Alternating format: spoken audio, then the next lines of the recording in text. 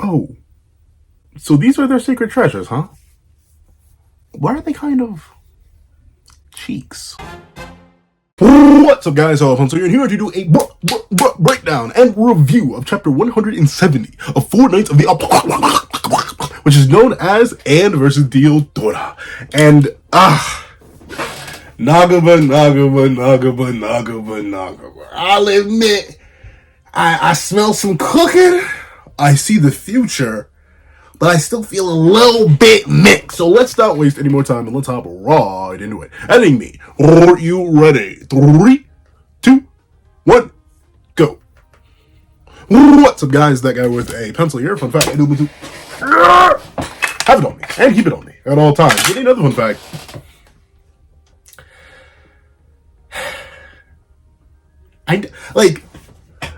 I'll hold off. I'll hold off my opinion. But fun fact, I may sound like a hater a little bit. And once again, it is yet to be clarified. So I'll see how much haterade truly flows through my veins. Well, not necessarily haterade, like a little bit of distaste. What is soft haterade? Like, it's not purely, it's like watered down haterade, alright? Like, trust me. I'll get to it when I get to it. So let's not waste any more time. Let's hop right to chapter 170. Look at mystery package. I wonder who he could be. Huh? Check out the live reaction over on Patreon. For as low as $1 a month, you can remember for as low as $3 a month. It's a 23-minute live reaction. Quite thick, quite juicy. You'll probably enjoy it. But with it being the case, let's see. We open up and we do get to see that Donnie is not just awake, but actually restored from being an actual ice statue. And goes, ugh! And then we see mystery package posted up in the Wonder Woman pose, hands on hips, being like, you've woken up. And then we see Donnie say, whoa, you! Hey, what the heck, man? And we see mystery package declare, oh, don't worry. The battle's over. You lost. Which, I said it in the last review. I think I said it the moment the bracket was revealed. Donnie was not getting past the first round. And, like, it's okay. But, man, because the big thing I'm worried about, especially considering the pace we're moving, because we're moving pretty darn fast.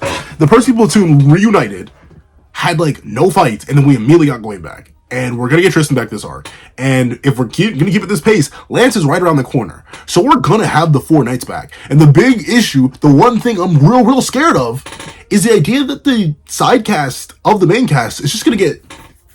They're going to get season 1 Holy Knighted. As in, they're going to be there, maybe. And not really do much. Like, and especially the way these sacred treasures ended up working out. I mean, I'm interested to see them cook in later battles. But the big thing I'm worried about is, like, man, if we're burning, and I think we seriously, I forget who is Nasian's fighting. I actually don't remember off the top of my dome piece. I don't remember off the top of my dome piece who Nasian's is fighting, but considering the title of this chapter, and that's the thing, Anne is the female lead of the series. She is definitively the female lead of the series.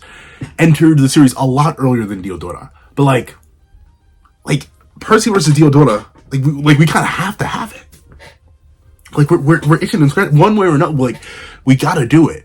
And of course, this chapter ends a certain way, but like, it ends a certain way that's vague enough that I still think ultimately it's probably not gonna work out in Anne's favor, you know? And also, I don't really see Anne versus Percival, or we're gonna have a matchup of the lovers of quote unquote with Isolde and Tristan, or Isolde and Tantris coming up. So like, at least that's what I think is gonna happen. So like, it just feels like Anne's destined to lose. So if Anne's going to lose in the first round, and Donnie's going to lose in the first round, and really get to show off his abilities, but he showed off a little bit.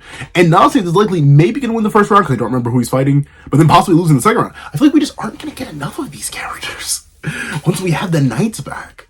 But then again, who knows? Nakaba surprised me before. He kept them relevant throughout all of part 1 for the most part, which is something I really was not expecting. So I'll let Nakaba cook a little bit, but I'm scared considering how fast and embarrassing Donnie's fight was. But with it being the case, we see that Donnie's a little bit, just a teeny tiny bit, just a itty bitty bit nettled. As he says, hey, don't give me that! Putting me off guard by saying your friends will be thankful for you and that nonsense? I can't believe you tricked me like that! Now, Donnie, I'm not the sharpest spoon in the kitchen shed. I've said it before, and I'll say it many times since. I can barely read. In fact, dare I say, I'm not even literate. 99.999999999999734468321 point. Okay, I can't put 2 points in one decimal. That breaks the mathematical equation. But still, I'm pretty much illiterate 99.9% of the time. But Donnie, you were fighting this man. And Donnie, you also do have the ability to tear out chunks of earth and ride on them. Donnie boy. That is in fact an ability within your kit, your bag, good sir, if I have to say so myself. So you didn't have to take the mystery man's hand. In fact, why did you even want to grab that hand? You saw that was mystery package was messing with his mystery package with that hand. Why would you touch that? Why, like, that's like me getting mad at someone in an online video game that I don't know.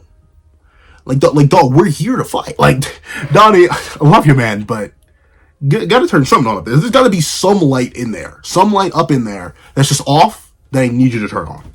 Please? Your mother and I are very worried. And of course, I can't really say that because his mom was gone. But with it being the case, we see that mystery package is completely unbothered by Donnie's accusations as... Well, actually, you know what? I say he's completely unbothered because I know who it is, but like, it seems they're a little bit sad as they say, oh, well, how upsetting. Your friends will be thankful. That much is true. And then, of course, Anne and Nasian's looking at each other. And honestly, I mean, like, I need to do a reread of part 1 before I claim this, but I feel like Anne and Nasian didn't really have too many interactions in part 1. And I feel like they were more like juxtaposed as like possible love rivals for Percy, even though everybody in the manga knows Pan is endgame and Nasian's gonna have to cry themselves to sleep every night. But and hopefully in the sequel series 7-4-3-9 Deadly Apocalypse, Nasian doesn't turn evil and want Pan's kid. But with that being the case, I like how they're in the time skip so far, ever since they reunited, sort of become the other's like balancing point. And typically Lance would be the one communicating with like Nasians and be the logic of the group, or Anne would be communicating with Lance and be the logic of the group. One of those two. But since Lance isn't here, they bounce off each other really, really well. I like how both lock eyes, and then Anne says, "Who are you anyway? You talk like you know any of us." And Percy's like, Are y'all stupid? Like, it's okay if you are. You can tell me. You can tell Big Papa Percy. But like, are y'all dumb? Because he says, you guys haven't picked up on it yet? And Dubs reveals something interesting. Well, spoilers, obviously. But you clicked on the chapter. You know who it was. But, and I mentioned the Sacred Treasures already. But a certain someone, mystery package, grabs onto the top of their mystery package and says, I doubt it. Unless they can identify people by their soul color. Huh?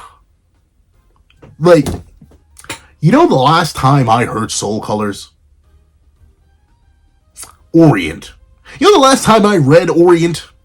Like 8 months ago. I needed but then again, I think the website I read it on, it hasn't updated in like forever. So I kind of stopped. It was like, I think 140 was the last chapter I read. And then like I kept hopping on the Orient Reddit to like read weird chapters out of order. It's like, I don't know. It's Otaku Shinobu Sensei's other current manga. After Magi, I fiend for anything that they produce. But with it being the case, soul color. Is that a thing that's been established in the Sevendeadlysins universe? As far as I know, all souls are just those little white things.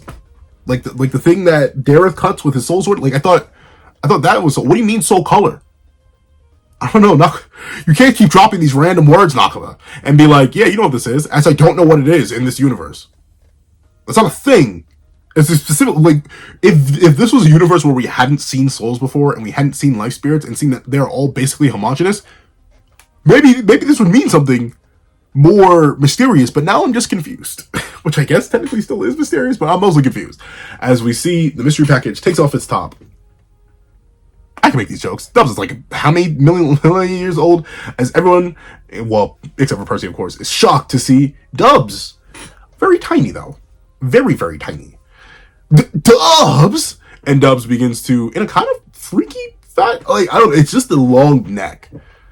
Whew. The long neck of it all that kind of gets like, ugh, like, and don't get me wrong. I have relatively large ears, but I wouldn't say like my neck is like tremendous. Like I guess if I like stretch it, like typically this is how it's at. My neck is covered by a majority of my face, but then again, I have a relatively large face and a relatively big head. But ultimately, that long neck stretch kind of unnerves me. But he stretches a little bit more, and he stretches one more again to full size to reveal Dubs. And now this is interesting. He apparently needs to use, like, my main question is, what is Dubs the name magic? Is it just creation? Like, I really don't know, because he explains, 10,000 years give you such a great nah, but This is a magical. This mask is magical. It can make you up to 3 times bigger or smaller than normal. They call it the Wonder Hood, but it won't work on your head. so many words were just said, all of which has vague implications, none of which I assume Nakaba will explore. But number one, they call this the Wonder Hood. Who's they? Did you make it, or did you buy it from somewhere? And if you did, where? Why? Is it made for giants, by giants, of giants? Because remember, Dubs is small. Like, he is, I think, legitimately, despite towering over Cass and Kurei, like, he's 2 Donnies tall. So, like, he's at least 12 feet tall. I still think he's, like, the same size as child Diane. And remember, full-grown adult Diane is, like, 16. At least according to Nakaba, relatively speaking, Diane is a 16-year-old in giant years. Let that sink in. And then remember how old King's supposed to be. Let that sink in. But, like, regardless, yeah. Why would giants need that? Like, I get the bigger attribute, but why the smaller part? And once again, it's too. But and the reason I say it probably isn't for giants is because it's probably too small to fit on a giant's head, unless it truly is elastic and can stretch massively. Like, I don't know how that's supposed to fit on any sort of giant's head outside of Dubs, since considering Dubs is so small. The Wonder Hood. Why do they call it that? Who are they? And 3 times bigger, 3 times smaller. It seems like a neat ability that Nakaba could give to another character, but he immediately destroys that by saying it won't work on your head. But, like, why? Is it specifically to giant biology? Because technically Nasians could wear it. They're literally half biologically giant. Or is it because they're a hybrid that it won't work? I have no idea. We will never see this again, and it will exclusively bother me. For this chapter. I'll probably forget about it by next chapter. But still, it's going to bother me. And we see that Donnie's says, whoa, like, why'd you disguise yourself to join in? And Dubs reveals that he's very, very proficient and reveals a pretty funny idea, at least to me, as he says, well, I got those guys from Camelot after me, so they found out it'd be a total drag. Besides that, I completed Gawain's order, so I was about to send it to her. But I need to test the quality first. On the field, preferably. So, it's all yours now. So, that's interesting. Obviously, it's going to be revealed that he didn't complete the full order of Gawain, but he did at least get our side cast all nice and hooked up. Unfortunately, Donnie did not get his weapon before, getting his cheek spread. But, I mean, once again, no one is designed to get that far. I'm interested to see how his signature works out in the long run. But, the main thing I want to say here, think, oh, I find that hilarious. Realize that means that Dubs had to test Lost Vein at some point. Seems legit, maybe he liked that. So, a couple clones, even if they aren't perfect magic copies. Okay. Gideon. He had to test Gideon. Who was striking Gideon with magic? Was it him? Was he using Gideon as a lightning rod? That's crazy. He had to test Quarterjuice. Think about Dubs using hyper concentration. Think about that. Like, at least if we're gonna go by the assertion that he needs to test them out and use all their abilities, considering what all the Signature abilities are revealed to be, he did some pretty crazy stuff when you think about it. Like, think of, he is strong enough to lift Rita.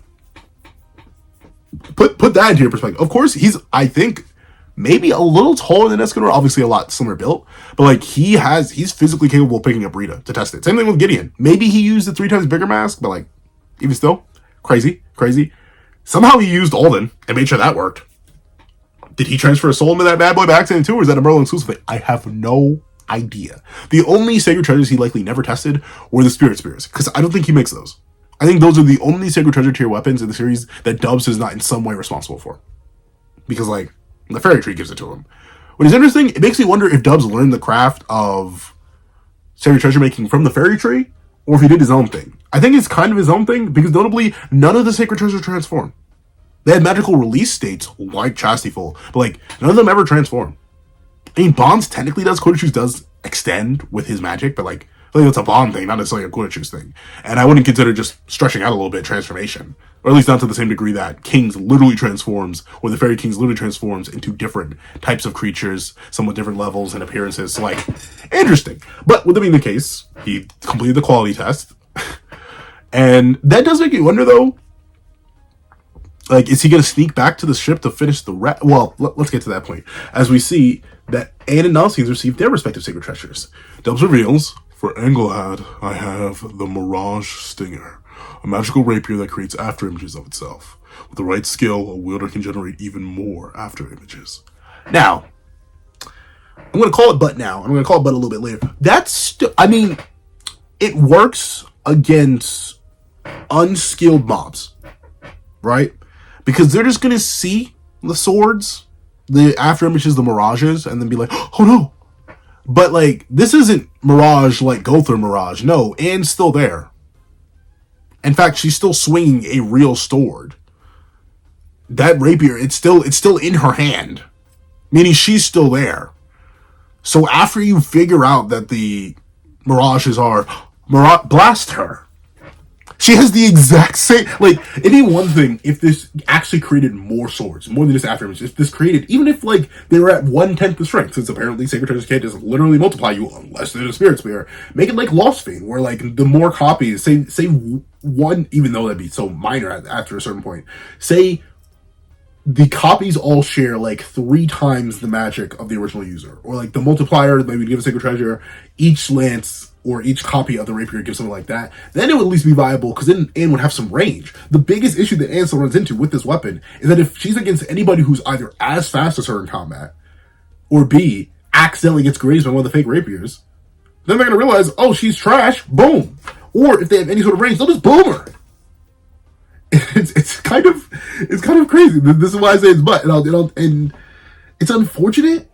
But it's the one thing I'll admit, she's kind of the only one to get the more traditional Sacred Treasure amp. Even though Sacred Treasures are meant to like allow people to bring out their full magical power, we know it also allows them to bring out their full physical power because of how Melius is Lost Vein. So like, technically, she still does get a Sacred Treasure amp. In fact, dare I say, she gets the most flatline, generic, basic treasure amp. Unless the next items also come with a Sacred Treasure amp buff, but not directly, but kind of, sort of, maybe directly. We'll get into that right now, as we see that Nalcians received the Twin Blue Gloves. For Nalcians, the Twin Pole Gloves. Their magic lets you freely switch between intense heat or cold. Applying this temperature to change your poisons can also alter their nature. It can heat up to 300 degrees. It can cool down all the way to negative 240. Now, these sound cool in concept. They really, really do. And I like the idea of them. And hypothetically, they can act as a bootleg version of what Kion's glove does, that he got from Macduff, the glove that multiplies your strength tenfold, right? If you remember that magic item allows Kion to hit 10 times harder with that one hand, as long as he has that equipped. And the thing about Sacred Treasures is that all of them amp you drastically. The amp is vague, to put it nicely. I specifically said to put it nicely. The amp is vague, to put it nicely, because it's sometimes been calculated as low as like a 3 times amp and upwards of like however many, I forget what the exact, it's like a crazy number. But if you go directly with what King's analogy is, like here, no weapon is about this much of your strength, how much you can pick up in your trotters. Your average output with a normal weapon is a cup of water. Your output with a Sacred Treasure is the lake. Like, I forget, it's like thousands of a multiplier. Of course, I just go with like the average and median. Like, a lot of people just go with 30 times. Because it's more than 10 times, which we now know is the base amp for any weapon. And you just slap a 3 times multiplier on top of that, going with the low end of 3 times for Sacred Treasure amps. So just boom, boom, 30 times. But with that being the case, the issue I have with this is that Nalcians is, I mean, not necessarily a ranged fighter, but kind of needed a more general amp. The only reason I'm okay with Nalcians getting these twin pole gloves is because they still technically do have range. The reason I say this is kind of funky is because I don't know if it actually does amp him in his physical stats. Because sure, it's cool if you get your hands on somebody, then you can do something, but Nalcians, unless I'm mistaken, they still aren't necessarily the craziest close quarters fighter. And sure, the ability to directly alter your poisons, or freeze them, or evaporate them at max speed, especially when Nalcians himself is immune to all of them, it can be useful. I can see how this can definitely be cook-worthy, but if I'm looking at something like Lost Vein, doesn't compare. If I'm looking at something like Horchus, doesn't really compare. Something like Rita doesn't really compare, because those were like actual offensive weapons fully tailored to what that respective sin wanted to be doing. And while this can possibly amplify Nalcian's magic as long as he releases it through there, I feel like it's still not the craziest thing for him. But this one, more than Anglehads, I can see having use, because at least it has actual, genuine, tangible offensive properties, being able to freeze you or overheat you. Specifically, up to 300 degrees or all the way down to 240. Now, of course, the question is this Fahrenheit or Celsius? Because it's cool if it's Fahrenheit. Like, it's a bit above boiling. and way below freezing. But if it's Celsius, woo, woo, that thing's frosty. Considering it's from Japan, I assume this is Celsius. So being able to give someone a temperature of 300 or 3 times boiling, pretty darn good. And to lower someone's body temperature well below freezing, pretty darn good. But with it being the case, we see that Donnie's like, oh, so I was the test case? Y'all really did me like that? And I too love how the rest of the platoon is like, yeah, aw, thank you very much, Donnie.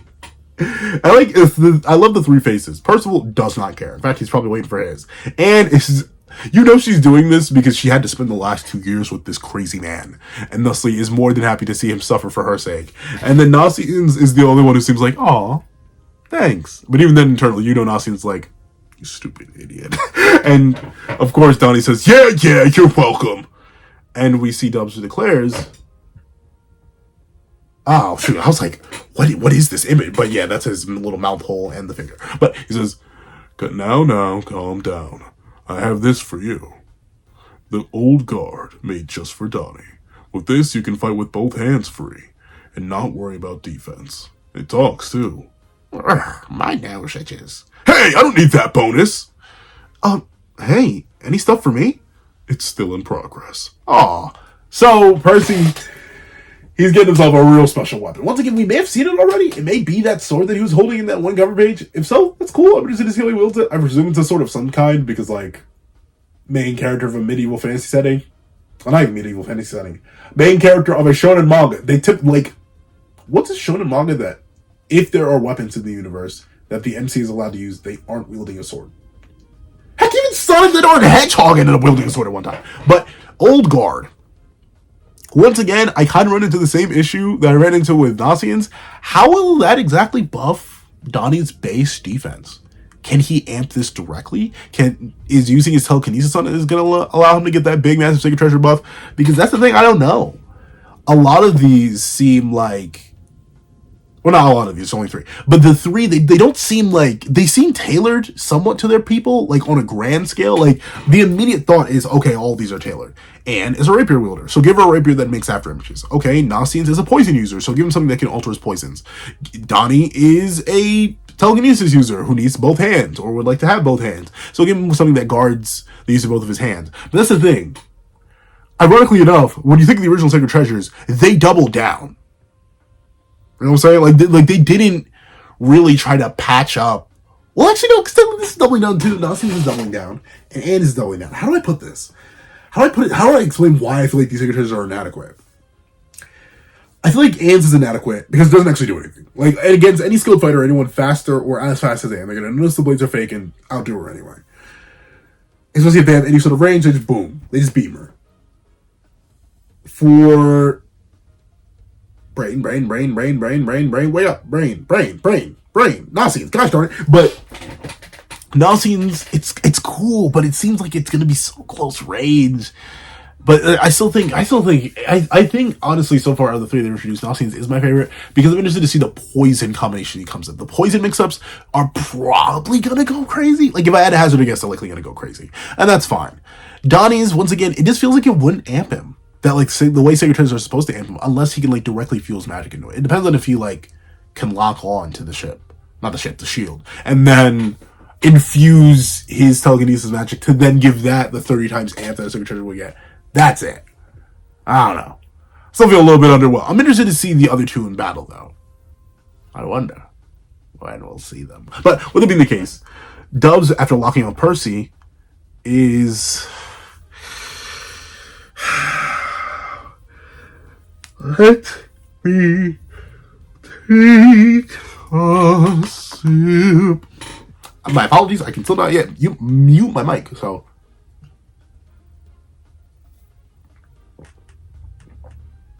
I try to make that as quiet as possible, I'm so sorry. But with it being the case, the 3rd match is about to begin. And Percy says, oh, wait, you're next, right, Anne? And Anne says, oh, yeah, I am. Gladiators, please make your way to the arena. And Anne declares, okay, let's break out this new weapon right away.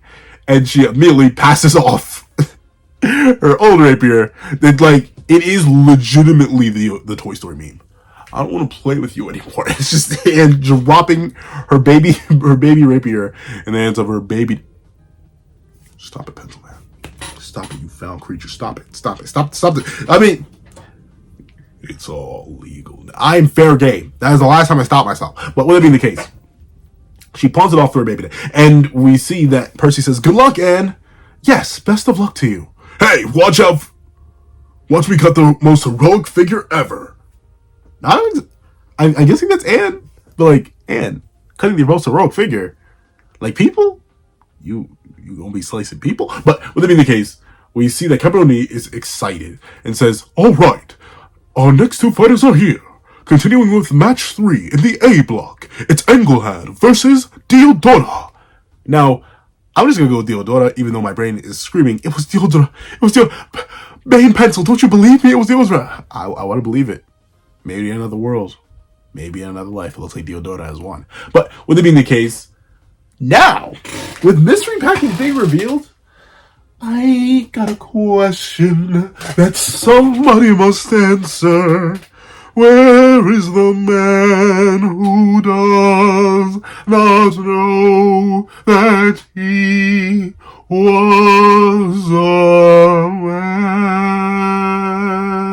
man? Son, for majority of the original series until he had his spawn awakening. Yeah, where's Gother? Anyone else, though? Like, I could have sworn Mystery Pack was going to be Gother. But no, it actually ended up being Dubs. So, like, where is he? I don't want to just assume he's balling and then he, like, mind scrambled everybody. That could be a case. Maybe? Question mark? Exclamation point. And the only other candidate I had out of, like, relevant characters who are hiding in plain sight, considering, let's go with his whole MO. Either he's literally standing around invisible or imperceptible, kind of like he did back in the Demon Village sometimes. Or maybe, hypothetically, I have no idea. Like, why would he? I think, like, he would have to be Kamdoni if he's supposed to be any important character. And I believe he could definitely gaslight Beltry. Because not only the big issue is that if he used the same stone trick that he did, like, one, we'd see the stone. And two, Beltry would probably be wary of it. But if Kamdoni just arrived, regular, out of nowhere, saying, "Oh, our Lord, our glorious, amazing, thick, scrubbed just juicy chaos king. Oh, yeah, he sent me here. Don't ask any questions." And then Beltry does never ask any questions because he was a one-on-one invasion victim. That could make sense. And honestly, from what's his name's Cabroni's showmanship to his awkward scale, somewhat reminding me of Gother's original armor, on top of his ability to broadcast his thoughts and mind everywhere.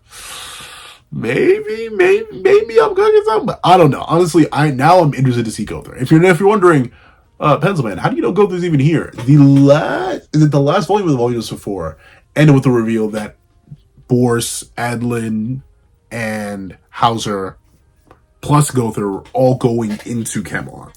That's how I know that. I think that I'm missing one more. But with it being the case, Engelhard versus Diodora begins to ramp up.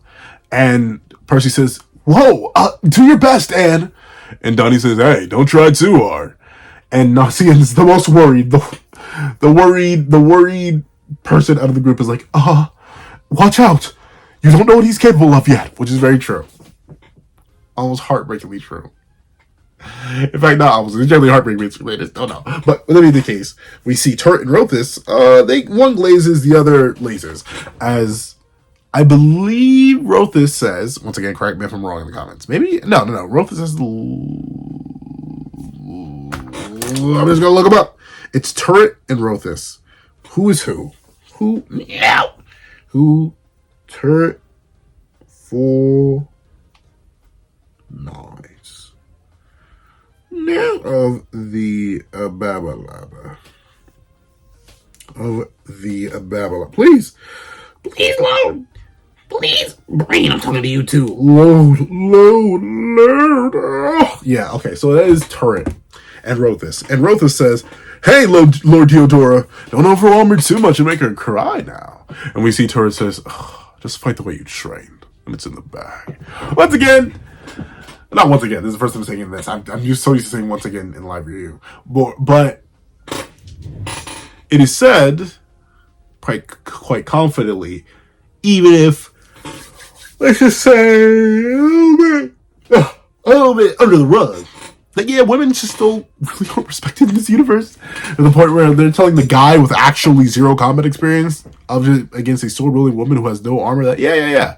Just don't break her. You can have a little fun, but it's not cool to hurt people. Like, that's a little bit wacky doodle-doo. But with it being the case, they may be in for a big surprise. As Capadoni declares, but I do like this little interaction where Rothus is the one gritting his teeth and being annoyed at the Percy platoon, while the Percy platoon is annoyed at him. Meanwhile, and notably, once again, it's only two members of the Percy platoon. It seems to be Donnie and Nasians. Meanwhile, Turret and Percy are like, I got over dinner.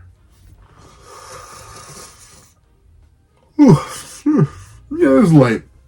Oh, Lord Diodoro, you're fighting? Don't get upset. No, but we do get to see the battle does in fact begin. And Anne draws her mysterious new rapier, the Mirage Stinger. And we see that she pretty much immediately gets ready to press the defensive, and I say specifically the defensive, on Diodora, as he immediately draws his blade back and does not strike first. However, we see Anne in Diodora's reflection. Wait a minute, did I miss something? How did she? Oh, no. I see what the issues. So, ultimately, he says, it's time! And says, deuces! And just completely leaps out the way. And I'll admit, I do definitely like how Nakaba has been allowing Anne to kind of just be built like that. Like, no questions asked. As Diodora is going to be revealed to not actually be like, it's not the craziest, but he's not flawed or anything. As Anne dodges out the way of the first swing, and then Anne sends out a swipe of her own, or a stab of her own. And and Diodora's being like, oh, hurt me. I'll admit, it's genuinely hilarious to see him like, oh. But you gotta remember, this guy has never fought. Like, his first battle was likely yesterday in the free-for-all, because we know the Ironside change happened recently in universe, and that's the whole reason Diodora's here. He's not really here for anything else. He's here specifically trying to get his father back from Beltreep. But joke's on him, Beltreep is just going to give him back. No. But Beltreep is not going to care at all, as Anne lays the pressure onto Beltreep. Or not onto Beltreep, but specifically onto Diodora, who immediately stumbles. And we see the Mirage Spear activate. But, of course, she says, whew, wow, all those images made with just one strike? And that's the issue once again. Images. They aren't even the slightest bit tangible. You can't even make them like light constructs. Like, no, they have to very specifically be after images. That's kind of butt, bro. That's kind of butt. Because, like, think about it. If she had managed to land here, in fact, I do see the strike she ends up getting praised for right here, like where she seemingly hits directly down the middle and then runs the blade up. Like, yeah, I do fully get that, and maybe it can work well. But considering the mirages appear as she swings, and you can always see which of the blades has a hand on it, you will always instinctively know which one it is, right? Like, the moment you see it, there's no doubt, okay, she's still wielding the real one. I can ignore all the fake ones. That's just kind of crazy. But with it being the case, we see that as she keeps on the pressure, Edlin's like, whoa, she's good. And Boris is like, oh, yeah.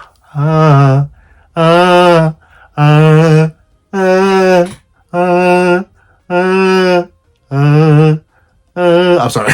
But we see that Boris, he's feeling a little bit down bad for Anne, you know, as you would for any savior. But with it being the case, Boris, I'm sorry, bro. You're gonna have to go join the Nasians Club, where you are both rejected love interests. But with it being the case, we see that Anne dives in and is landing multiple piercing strikes, or so it seems, as Diodora is actually able to respond in the midst of the flurry and swing, but Diane casually dodges the attack. And apparently, neither side is giving an inch to each other. Who's going to reign supreme when it's all over? And we see Beltreep say, don't you see it, Capadoni? Huh? Ooh. There's a clear difference in skill and experience. Wait, what? I can already see how this will go. And suddenly, boom, Anne's hair tie comes down. Which is actually a pretty impressive feat. I'm assuming it possibly happened somewhere around here in this sequence. Because her hair tie's in the back. And I don't think she ever, does she turn around to strike him? I actually don't think so. I think so. Am I tweaking? Brian, wake up. But, with that being the case, we see that she weaves through everything, but she does have her hair blown open. The ponytail, despite being in the back, does get torn apart, and we see that Boris is be like, "No! They're seeing her with her hair down. I can't let this happen." And we see Donnie's actually a bit shocked, while Rothus is a bit proud as he says, "Ha ha ha!" And Percy locks in and is like, "No, baby girl, I will take away the Netflix password if you do not clutch up." And we see that Diodora says, "Give up now, please. I don't want to harm you any further. Harm a girl." Didn't you know, Diodora? Some of those powerful characters in this dark series are women. As we see that Anne simply laughs. "You want me to surrender after this little? Don't be a ladies' man." Boom!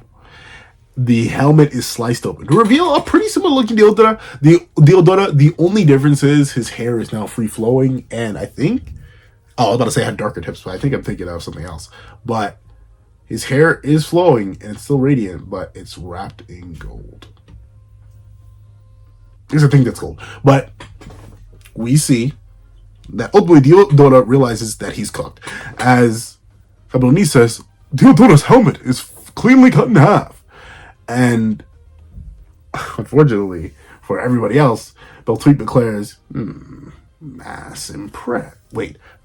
impressive. She focused on her own struggle. Or non-point to them. Wait. Read! Impressive. She focused all her attacks on a single point of his helm. No way! Huh?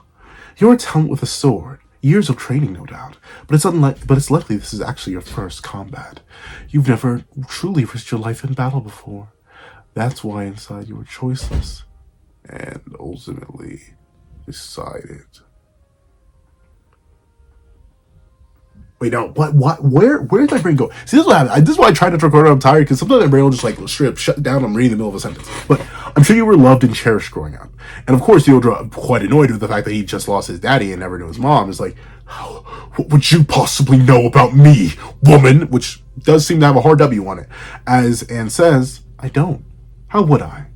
But you know something. Wait, no. He doesn't really know anything, though, I'd say. But we see that it explains, I am no mother of either, especially Tartarus. Wait, what? Especially not about the boy who suffered thanks to you. And we see he does not care and tries to immediately hit Anne with 1,000 cross. And while Nasians and Donnie are concerned, unfortunately, Anne is just built like that. As she locks in, it hits Squall Stinger V2. Now with a wall of, well, not necessarily a wall of lances, but a wall of katanas. And it is over. As we see that Diodora is immediately taken out. Supposedly. Once again, I think he'll be fine. I think he's going to get back up. I think he's going to keep fighting. And let's call the end here, because I'm afraid we'll slip in and out of slumber mode somehow. But overall, a W chapter. In fact, a very W chapter. I think it comes down to the fact that it does give us sacred treasures, as much as I feel a little bit iffy on them. It does give us the start of a good fight in Anne versus Diodora, and it does hint a strange amount of war. What? But see, that's not. I got completely sidetracked. But if you're not always seeing this video, please do me a favor. Do me a favor and leave Treasures of the Sacred in the comment section down below. And thank you so much for watching. If you want to leave a like, share, comment, and subscribe, make sure that notification bell so you don't miss out on any news that come to the channel. Also, you have a Patreon below where you support me for as low as $1 month. You can exclusive videos, other content, and more. You also now become a member of the channel for as low as $3 a month to get the same perks and more. Those perks include the live reaction to the series I'm to review, ad-free variations of all my videos, and becoming a $12 Patreon and $12 member. You can order whatever video you want. Also, the links to my co-find screen down below. You can drop 5 these for a short video, 20 these for a long video, or any of these at all. Any support is always greatly appreciated. Now, I'd like to thank you so much for watching. Once again, and I hope you guys have a wonderful day. This is That Guy with the Pencil, writing off.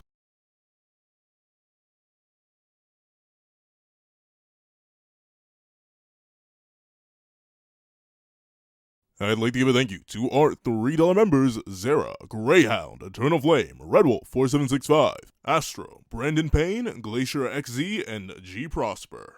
And I'd like to give a thank you to our $5 members, A plus A, Ignil Lind, Kevin Encarnacion, Midnight Lord 21, and Sean. And I'd like to give a thank you to our $7 members, Fine, Austin Wimberly, Euchiha, and Yuki Ally. And I'd like to give a thank you to our $10 members, AZ Void, J Warrior, and Robbie Uchiha. And I'd like to give a big old thank you to our $10 patrons, Overlord Zero, Waki Munoz, and Idem Okami. And I'd like to give a final gracious gargantuan thank you to our $100 That Guy with a Pencil tier patron, Calvin Elder.